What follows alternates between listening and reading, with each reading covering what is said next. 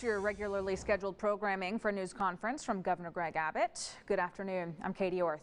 The governor talking about the state's response to the coronavirus pandemic today. Let's listen in.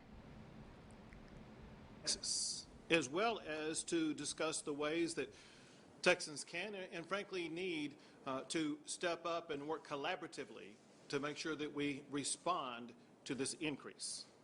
Now, from the beginning of our response to COVID-19, I have repeated several guidelines.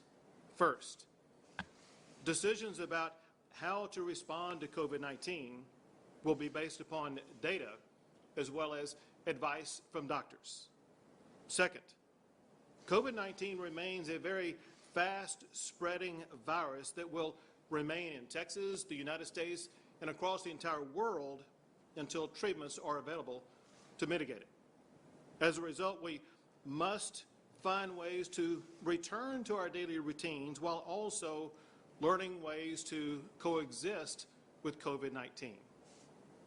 Third, our early goal was to slow the spread of the coronavirus to prevent our hospitals from becoming overrun. We succeeded in that early goal by following the best practices to make sure that we did slow the spread. And as a result, we did prevent our hospitals from getting overrun.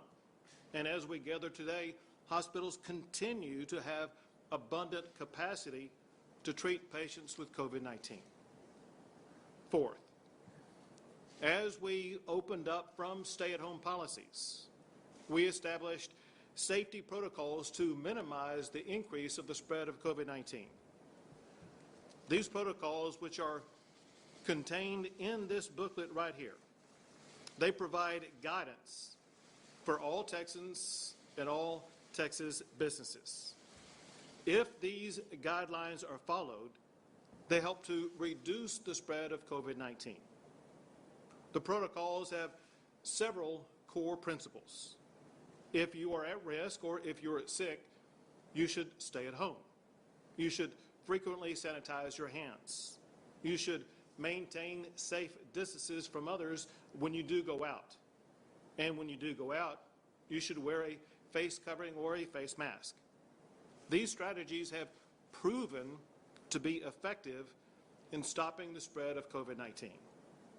Fifth, I've said all along that if the positivity rate or the hospitalization rate increase too much, we have strategies to reduce the spread of COVID-19 without having to return to stay-at-home policies. Sixth, closing down Texas again will always be the last option. Now, with that context, I want to review several key data points. They are shown in three graphs that I'm providing today. First is a graph showing the daily number of people testing positive. In the last half of May, Texas averaged about 1,500 positive cases a day. In the past 5 days in June, we've averaged more than 3,500 cases a day. Second is a graph showing the rise in the positivity rate. The positivity rate has gone from about 4.5% in late May to almost 9% today.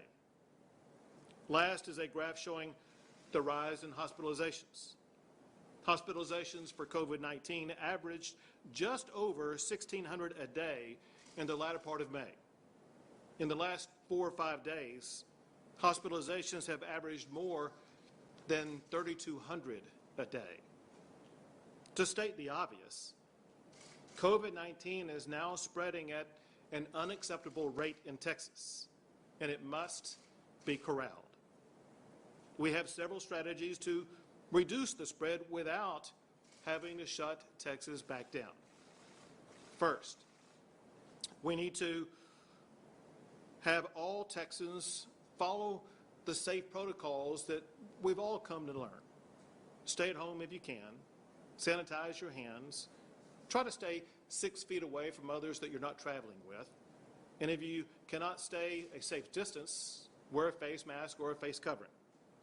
Second, appropriate authorities are increasing enforcement. For example, TABC is shutting down overcrowded bars that are not in compliance. Counties are closing things like river park operations that have grown too crowded. Some authorities are requiring masks in congregated areas. Third, we are surging testing in areas that may be hotspots. We are working with the CDC on this effort. Also working with us on this effort, as well as the entirety of our strategies in responding to COVID-19, are citizens from Texas who are serving in the Texas National Guard. About 3,500 of them remain in active duty service across the state of Texas, helping our state respond to the spread of COVID-19, and I thank them for their service. Fourth, we're working with hospitals to ensure that they have the ability to treat anyone who tests positive from COVID-19. And fifth, I know that some people feel that wearing a mask is inconvenient or that it is like an infringement of freedom. But I also know that wearing a mask will help us to keep Texas open, because not taking action to slow the spread will cause COVID to spread even worse, risking people's lives and ultimately leading to the closure of more businesses. I encourage Texans to learn more about how you can get involved to help slow the spread of COVID-19, and you can do that online by going to open.texas.gov. Our goal is to keep Texans out of hospitals and to reduce the number of Texans who test positive. COVID hasn't suddenly gone away, but neither has our ability to slow the spread of it. Texans have already shown that we don't have to choose between jobs and health. We can have both. We can protect Texans' lives while also restoring their livelihoods. Together, we can keep Texans safe. Together, we will keep Texas wide open for business. Now I will turn it over to Dr. Hellerstedt. Thank you, Governor. Please, Texas, let's heed the wise guidance that the Governor has laid out. You've heard it many times before. We are at a very crucial point in time. As you can see, that the data, the trends are going up in a way that we really need to get control of. We can get control of those by using the kind of guidance that we have laid out before. So the Governor gave a great summary of them. It's all about hygiene. If you can, in an area where face covering, that's a really great idea. It helps to stop the spread of COVID-19. We really are at a point where we need to recover what I feel was a sense of community that we had early on in the outbreak of COVID-19. We are still all in this together, Texas, and we need to act not just to protect ourselves, but to protect the entire community. So the things that we're asking you to do will be effective. We must do them now. We must curb these trends so that we can go forward. Thank you. Thank you. Now, Dr. Zerwas. Thank you, Governor, and thank you for your continued leadership on this.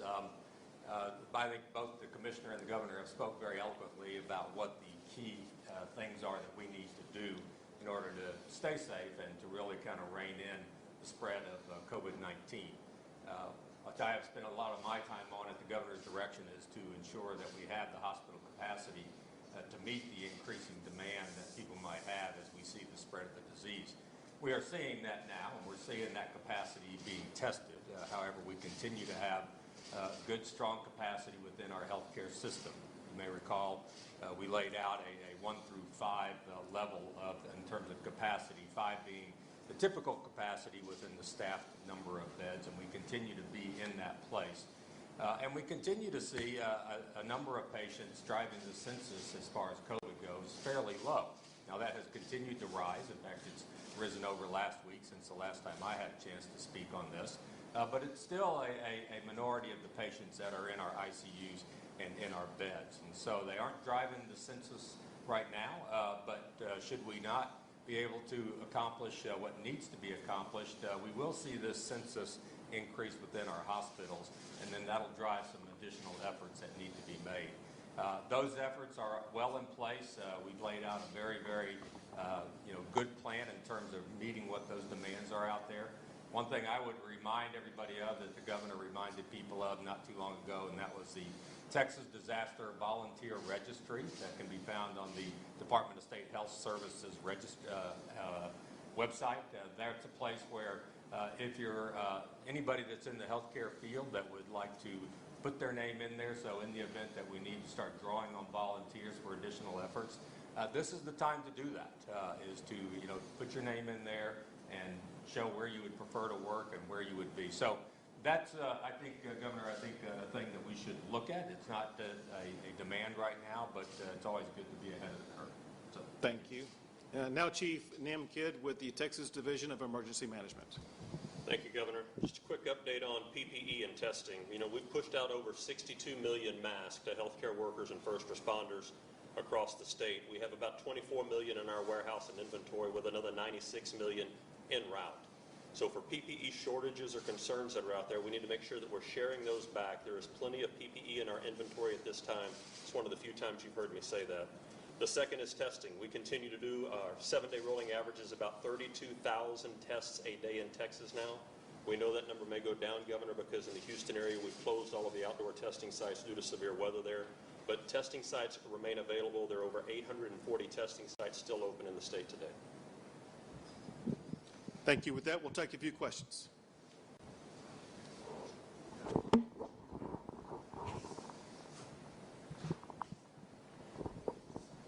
Thanks, Governor.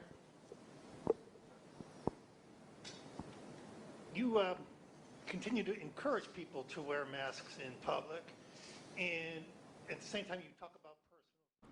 That was Governor Greg Abbott live at the Texas Capitol. We're going to recap what the governor just announced. Governor Abbott saying we must find ways to coexist with COVID-19 because it's not going anywhere. So the governor saying the last resort is to shut down the state a second time. So strategies moving forward to ensure we do not need to shut down again. He has 5 strategies he listed out. He said 1, all Texans follow the safety guidelines, stay at home if you're sick, keep 6 feet of distance away from other people. 2, authorities take appropriate action if those guidelines are not followed, like TABC shutting down bars who are overcrowded. The 3rd one, surge testing in hot spots like prisons, meatpacking plants, and nursing homes. The 4th, hospitals to ensure they can treat all positive COVID-19 patients. And number 5, wearing a mask will help slow the spread of coronavirus in our state. We'll return you now to your regular programming. Tune in for more from the governor tonight on Big 2 News at 5 o'clock. We'll see you then.